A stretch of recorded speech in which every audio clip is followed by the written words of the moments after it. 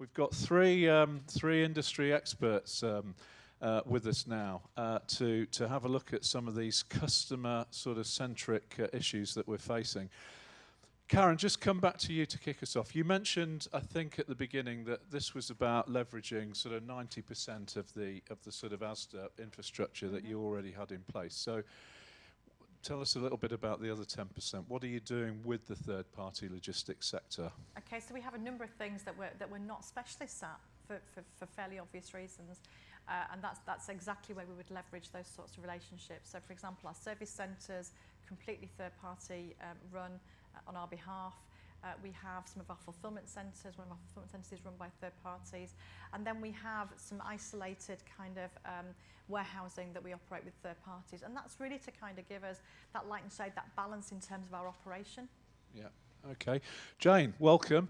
Thank you. Tell us about Jane Smith and CML then. Okay, I work for CML. CML specialises in retail fulfilment, and that could be anything from a pure play retailer through to high street stores. And we deal with some of the big major department stores as well, and we have had experience of startups and watched them grow. So we're very passionate about retail. We feel that we're an expert in retail, but more importantly, we like to think of it from the customer's perspective rather than from our 3PL perspective. Great, thanks. Walter, what's your day job these days? A bit of non-exec work, a bit of consultancy. Obviously in the past I've run ParcelNet, which is now Hermes, HDNL, which is now Yodel, and then I set up Collect Plus. So a lot of the sort of parcel infrastructure around the UK has been under my watch at some point in the past. Yeah.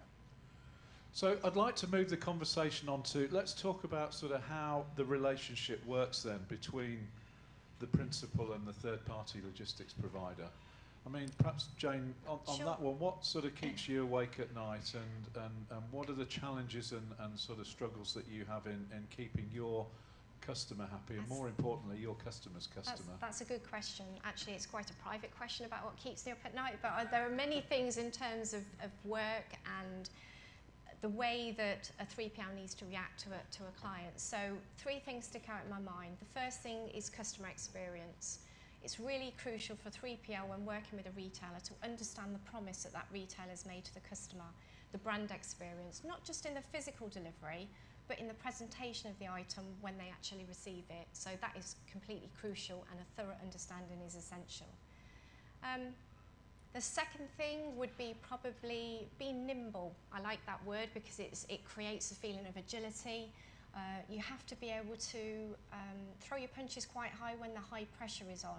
Peak season, you've got Cyber Monday, Black Friday, launches, you have promotional, and you need to be able to engineer a solution that supports the retailer and maintains the customer promise through those high pressure times. And I would say the third thing that we think about quite a lot is we form the relationship with the retailer.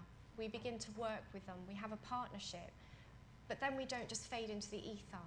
It's about account management and making sure that it's sustainable, the promise that we have to fulfill to the customer through, engineering, re-engineering, looking at optimization all the time. And Walter, is that your experience? I mean, this is it seems to me now that the 3PL, it's an extension of the business. It's embedded in that whole sort of customer journey. It's not just a service provider anymore. Is that your experience? It is. I mean, obviously, changing sides from kind of being on the supply side in terms of running the carriers to moving to Mothercare and really reversing the role to becoming the retailer itself, and then having to work with their third-party logistics partners and then find carriers and do it from the other side. I frightened the carriers to death, not surprisingly, when I turned up, but certainly working with the 3PLs, particularly was interesting because in the modern age, the customer is much more aware of what's happening to their parcels, to the service. They're much more aware of or have a growing expectation of that customer, of that experience when they're buying from a retailer. Yeah, so if you don't have a partnership in the true sense of the word, where you're working together as you would if it was your own internal business, as Karen's described, going from being an external or using external providers to becoming internal doesn't change the mechanic of it. You've still got to provide the service, And even though it's a third party, it's still a parcel from Asda, it's still a parcel from ASOS, it's still a parcel from Mothercare. It's not something you can pass the blame on and say, well, it's not my fault you didn't get your parcel, or it didn't get shipped, or it arrived 5 days late. It's your responsibility as a retailer to work with those third-party logistics organisations to make sure that those promises are fulfilled. Do you see the 3PL also being more of a brand ambassador in the sense these days? I mean, a lot of times it's the 3PL, as we're sort of calling them here, that is the only personal interaction with the customer. Slightly different in the model that you've sort of painted this morning, but it is, and I think it was a conscious decision of ours to ensure that wherever possible, an Asda colleague would interface with an Asda customer, but you can't always have that. So therefore, when we are selecting partners for any other area of our business, whether that be, as Walter alluded to, whether it be carriers or 3PLs, whatever that might be, ensuring that our promises are delivered and that it's delivered in the Asda way as well is really important for us. So thinking about ways of working, thinking about kind of what would be the right thing to do from a customer perspective, considering impact, I think, is really important. So having that absolute alignment between what that promise has been and if it was your business, how would you run it, what would you do, I think is what we look for in a 3PL partner. It was interesting as well that Jane mentioned nimbleness, and we would always call out agility. So I think the interesting thing from a retailer point of view is that we're always looking about what's going to be happening around the corner, how do we need to stay ahead of the curve. I think we found that particularly in grocery that you cannot take your eye off the ball in terms of what's happening. And so from an online perspective, we need to do the same thing, and we need to have partners who can support us in that too. What's the split on your business between grocery and general merchant, non-food? We run them as two completely separate entities, absolutely. But you'd be surprised at the, so we've got a good kind of 20% or more, which is completely kind of online for George.com. Yeah. It's a growing part of our business is George.com. So where, Jane, do you add value? This sort of cliche term about adding value by being the 3PL, and that other word, innovation. Who's driving the innovation? Is the retailer driving the innovation, or is the 3PL driving the innovation? I think it's collaborative, definitely collaborative. I mean, we have an example of value add where we're housing inventory for customers, for retailers to go out either as an e-commerce delivery or to wholesale or retail. And then you have vendor management where the goods are coming in from China per se, and it has to get into the inventory to be able to be sold. So being able to take something that's incorrect out of the supply chain, correct it, rework it, do value added. For example, we had some cushions come in and they were light up Christmas cushions and they needed to go out to store, and they'd come in without the batteries, so we had to source batteries and produce this work, turn it around really quickly, be dynamic, and then just put it back in, plug it back into the supply chain, into the inventory, ready to be sold. And it's having that relationship, collaboration, that foresight, because let's face it, the landscape in retail is changing so rapidly in terms of technology and consumer demand. One has to think, is the demand coming from the consumer or the disruptors in the industry, like, for example, Amazon, that are forcing new innovations all the time? So we have to make sure our back room is as good as the promise our retailers are giving to the customers. Walter, how do you see it? Your sort of 3PL experience in adding value and innovating as part of the role? I think it's come from both sides. I think the third-party logistics organisations have brought things to the table, saying we can do this better and we can do things differently. I think the retailer has brought an expectation to the relationship to say we need to do better because our competition is doing better than us, or it's costing too much, or it's and I think there's the mixture of the two. There's a balance of service, which is driven in many ways by the environment we live in, because as you say, the Amazons of this world and the ASOSes and other sort of market leaders drive up the customer's expectations all the time and say, well, we've got to be able to match those things. And of course, as soon as you get your web retail experts at these sort of conferences, they come back and say, we've got to do all these things, and we've got to do them tomorrow. And that means that we've got to find the partners that can support some of those propositions and to do it more effectively. Do you see this as a sort of mini Amazon, Karen? I mean, is this where you're positioning it sounds a very strong offer to me. If I was, you know, a brand similar to the sort of one of the 22 that you've got in there, this looks like a fairly sort of compelling offer. 600 outlets around the country for click and collect. Yeah, absolutely. So I think from our point of view, I think we're really interested in where we go next with this, and we've got lots of ideas in the background of what we do and how we do it. I think, you know, keeping that customer experience at the core of what we do will always be at the forefront of our mind, and really understanding what customers want and how that's changing, because as Walter quite rightly said, we're seeing this change all of the time, and being able to kind of position ourselves so we've become the partner of choice. And we're seeing that more and more with some of those changing things we've been able to kind of initiate in the industry. We're now seen as a partner of choice in many of these retailers, and we're just really keen to build on that and build the right robust offer for our customers. You know, Jay mentioned it earlier on, you know, customers are looking for convenience right the way through that supply chain. How do we make it more convenient? How do you do more with less time? And it seems to me also that one of the other things that's sort of legacy relationships between, you know, retailers and 3PLs, there was this sort of almost a lack of trust. There's got to be now this sort of 100% trust, and because it's all about the data, isn't it? So data integration, Jane, I mean, that's got to be part of the driving force here. It's key. It's most definitely key. And when we enter in discussions with a retailer, it's crucial that the stakeholders in both sides of the camp have people available in terms of IT, operations, strategy, so that when that implementation or evolution of different IT systems goes forward, that we have the correct integration between all the different platforms. So yes. Yeah, Walter, again, data, absolute key to the whole thing here. I think systems integration is a critical part of all the relationships, because of this requirement to be much more visible to the consumer. I mean, it's, as Karen said in her presentation, speed used to be kind of the thing, but next day was never about I need it tomorrow.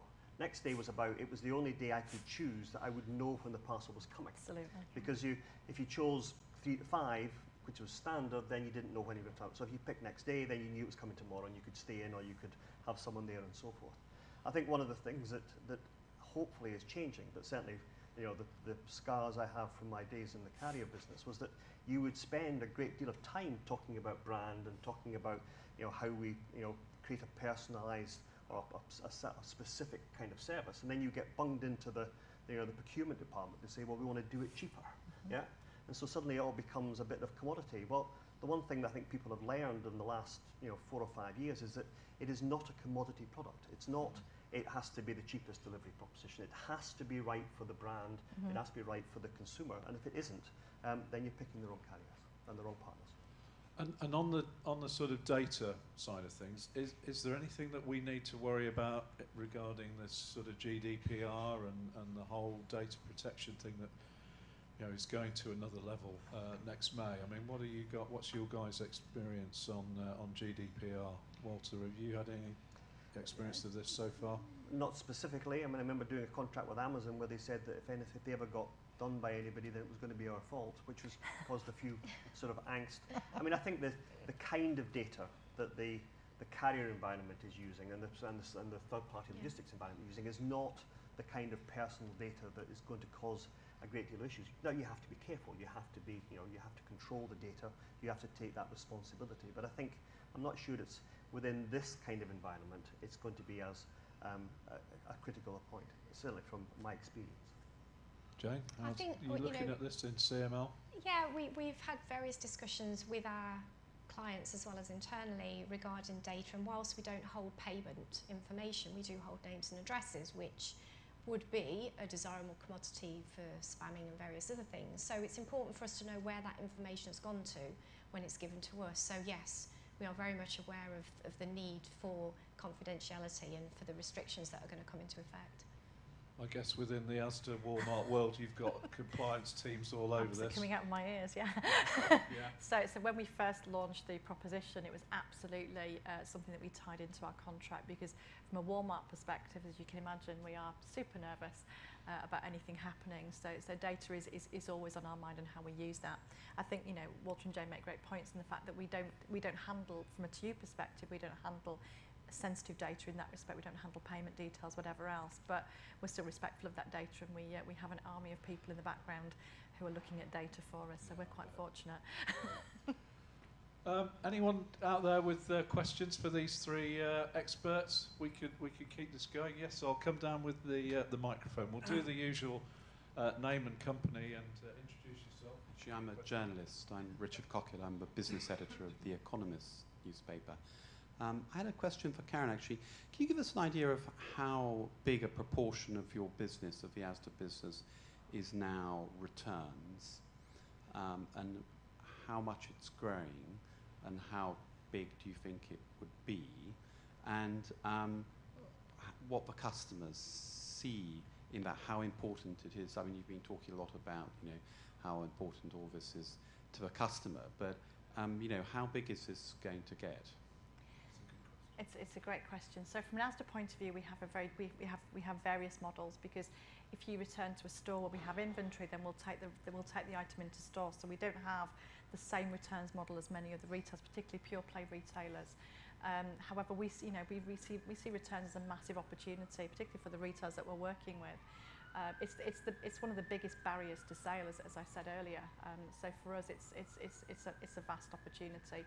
I think from a retail perspective, if we can really nail getting returns right and giving customers the confidence that their returns are going to get back, they're going to get their refund, they can start that whole process again, I think that that will really kind of change the tide. It's interesting what Walter said around if I go back kind of 12, 15 years ago, I only ordered anything next day. I ordered it next day for two reasons. One, I knew it was going to be in, and secondly, I wasn't quite sure I was going to get it unless I ordered it next day, and I could jump on it right away if it didn't arrive. And I think it's the same thing. We're going through this same thing with returns. We want that surety of a return.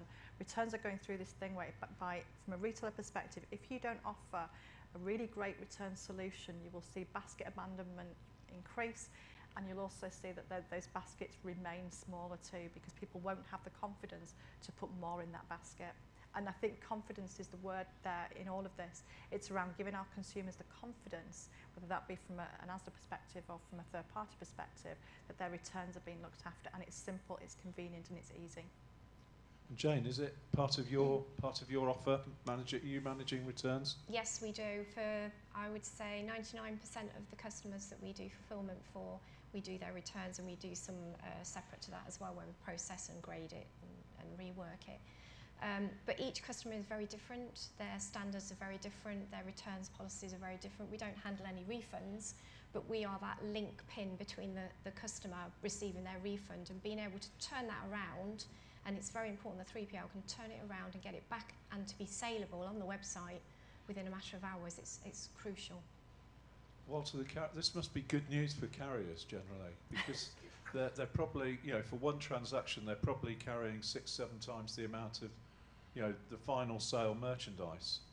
Yes, it is. I mean, when we set up Collect Plus, which is a few years ago now, the vast majority of the initial growth was in returns, and it's still probably it will be the most significant part of their turnover now.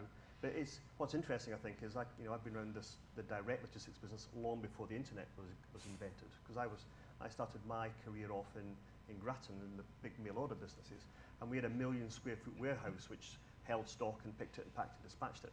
And a third of the space in that 1 million square feet warehouse was a returns department, because mail order was all about returns, and that was our biggest supplier of stock. And if you didn't handle it efficiently, if you didn't process it quickly so you could give the money the credit back, because it was all on tick, so it had to be processed. It had to be processed back into stock, because you can't throw it away, and you have to do it quickly, because if you didn't, you missed the sales cycle in terms of the thing. So one of the things that people are learning now in the e-commerce world is that returns is important. And if when it's only a few % of your throughput, I think the sense is it's here to stay. And for a number, it's a third. Generally, in a fashion retailer, a third of what you sell will come back. If it fits in more than 2 places, then 50% of it will come back. Absolutely. And if it's a wedding dress, you'll get about 95% of them back. But that's, And is it fair to say it's almost a kind of generational thing? I mean, it's not something that my mother would have done, because it would be totally alien to anyone that sort of lived through the last war and all that sort of thing, and the attrition of the 50s and so on. times were hard. You used to No, darn socks and do all that stuff. No, My but- mother wouldn't do this because she'd sort of feel that it's kind of immoral. My kids, 22 and 24, it's the only way they know. Yeah. But your mother, So if your mother bought from a catalogue, she would have sent it back. She would have bought in 2 different sizes because you never knew what size it was. She'd have bought in 2 different colours to see which one fitted, and then she'd have sent it back. She'd have sent half of what she and that the same pattern exists. And it happens in a store. Yeah. I mean, but it happens in an you go into a store. You never go into a change room with one thing. Yeah. You pick 2 things and you go in and you see which one fits. Yeah. And then you leave one in the store, but you don't. But Absolutely. It's exactly the same principle. It's safe to say that the home has become the showroom or the trying on room. It's the fitting room now at home, and you actually purchase things. You purchase more things to get free returns. So there's that culture of I'm going to be returning anyway. I don't actually want that. I was just going to come on to that because interesting to get your view on has some of the sort of madness that talked earlier about the speed that all of this is changing, and I mean it's just we say it's evolving, but it's a revolution, isn't it? It's a digital revolution, and it's all happening so quickly. But I think we're all conscious that there was a huge amount of madness in the market when we all got into this, because it was about buy online and free returns. What's your sense now? Has that settled down a little bit? Has some of the madness kind of disappeared? Are people now sort of expecting to pay for a delivery? I mean, it's going to be embedded somewhere, but one paying for a very convenient delivery service that is covering the cost of that return, or is there still some madness around? What's your view, Karen? I think it's a really great question. I think it's very interesting because I think we're hitting that maturity curve now from a PODO perspective, and we're kind of seeing behaviours change. So if I look at kind of what we do with the retailers that we work with, it's and it differs retailer to retailer, because when we talk about brand experience, our expectations of different retailers is also different as well. So depending on what you've bought, how much you spent, the brand recognition, whatever that might be, and also there's a little bit of emotiveness around that as well. So if it's something new and techy and shiny, then our expectation of that is very different to if it's some fast fashion or whatever that might be. So you really have to kind of understand what the motivation for the purchase is, because that then affects what your expectation is in terms of the delivery and also the returns offer. But I do think we're seeing this maturity curve now, and I think we're seeing the maturity curve not just with retailers but also with consumers as well.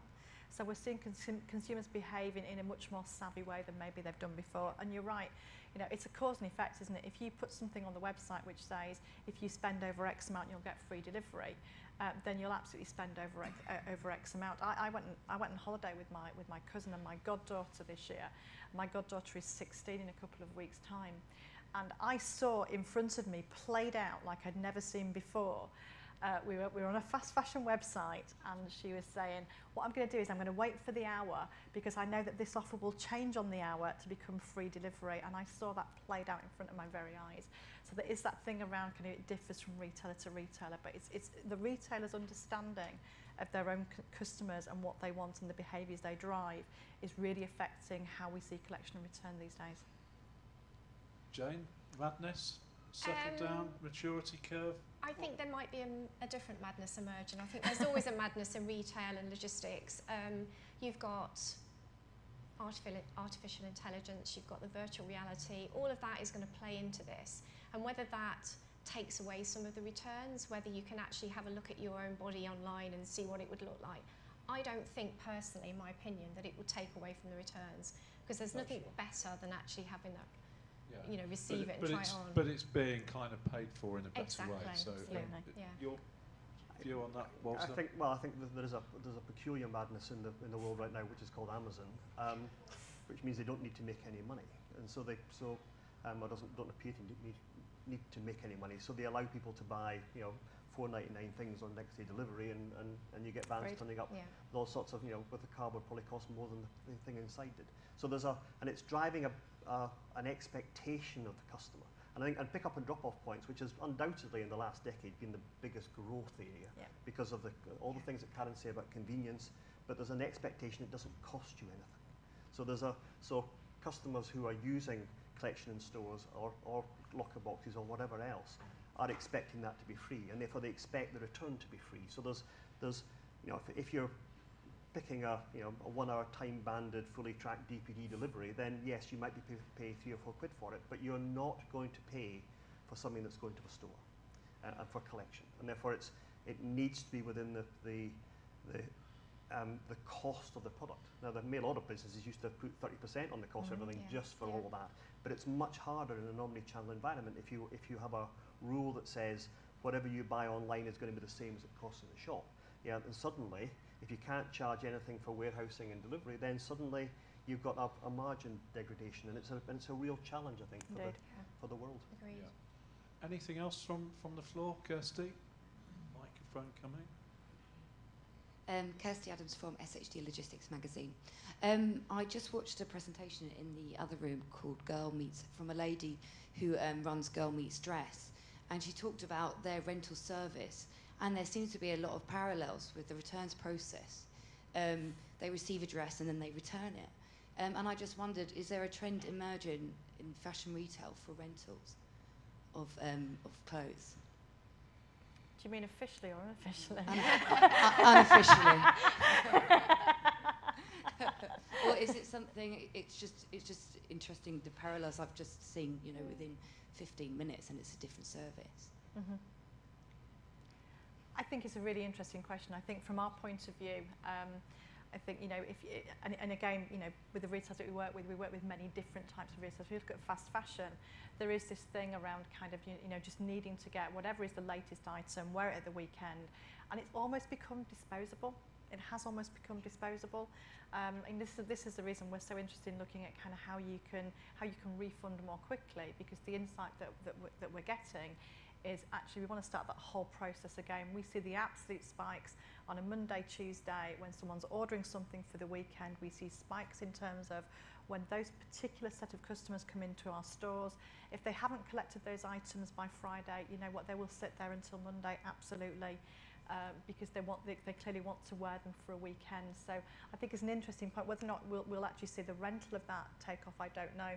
But I think we're absolutely seeing the wardrobing effect, which is kind of young consumers in particular buying items, trying it on, whether it be in our stores or at home, whatever that might be, and then kind of starting that whole process again the week after. But you've got data now. You'd be able to spot a trend there, wouldn't you? Yeah. There's an outright abuse of this. I mean, I think we all know it's going on, but it's a manageable kind of percentage at the moment, would you say? I think for us, it's more our retail partners that kind of see that. We kind of walk the floor with many of our retail partners in their returns departments, and I think that they're looking at how they upskill colleagues in those departments to spot those trends. What's something that's been tried on and what's something that's been worn, I guess. But I don't think that's new. I think that's always happened. Oh, yeah. Well, suits with confetti in the pocket was always a return issue. I was going to say, it must even back in the mail order days. I mean, you've heard me tell this story before, but we picked up on something when I was out in the Far East year before last. This sort of increasing trend for young ladies like Kirsty there to get together for a kind of fun evening, and so they go online and each buy 5 pairs of shoes and a bottle of wine and go around to someone's apartment. It's really what my mother used to call the Tupperware party, I think. Yeah, but it's the same format. So they all drink their wine and have a lovely time trying shoes on, and then it all gets sent back. Mm. And I was at a conference, and I think it was Kurt Geiger or someone I was talking to, and said, have you picked up on this? I found it quite fascinating. And they said, yeah, we saw this start to happen in Germany. Yeah. And so we immediately started adjusting the sort of delivery price and everything else, and actually, hopefully, sort of nipped it in the bud. But again, it's about using the data, isn't it? Yeah. The data that's available to sort of spot the trend. Right, we're just going to run through a couple of final sort of questions, really. I'm just picking up on the previous point about, the future and where it's all going. What do you think you're doing today that you won't be doing in, let's say, 5 years' time? I mean, how much are we over-inventing, if we're over-inventing anything here, in terms of just because we've got this technology, we're doing things with it, and actually it'll sort of probably not really be a customer requirement. Are you seeing any of that, Karen, at all? I think for us, we'll see more activity on mobile. I think that we'll see kind of almost like fixed technology in stores. I think we'll see that move away. I think we'll see much more interaction on mobile. I would agree. I'd say less people and more mobile apps for sure. Yeah, Walter? I think from a logistics point of view, I think we'll see stock moving to different places. I mean, I think That's the agility and nimble thing Yeah. again. We're certainly seeing that in the people Yeah. that I represent. It's getting that location right and getting the stock in the right place. Yeah. I think just trying to make sure that because we want this kind of instant gratification, which is all about the fast fashion and all the rest of it. So if it's if it's 3 miles from where you live, then magic, you can get that very quickly. And you can also, if it's a stocked line in that sort of environment, then you could potentially do return cycles quicker. So there's lots of things I think where bricks and mortar will change its function, and it'll become a bit more like shopping, from your own home in a shop rather than in a sort of a virtual environment. Absolutely. So I'll know what's in the Asda store. I'll know they've got one. I'll know I can reserve it. I'll know I can go pick it up. I can try it on. If I don't like it, I can come away with something else. So a lot of the way in which the logistics is going to converge is going to be, I think, fascinating. Yeah. So final word then, sort of round the panel. What's the number one critical success factor then to keeping the customer satisfied? Walter? Communication. Communication. Jane? I would say technology. Technology, same sort of, yeah. I would bring the Data. two things together and say absolutely that, and I would say kind of do it in a way that they want to be spoken to and be communicated with. Always keep them at the heart of what we're doing. Brilliant. Thanks very much, guys. We could go on a lot longer, but we're not allowed to. Just join me, please, in thanking our great panel for sharing their experience with us. Thanks very much, guys.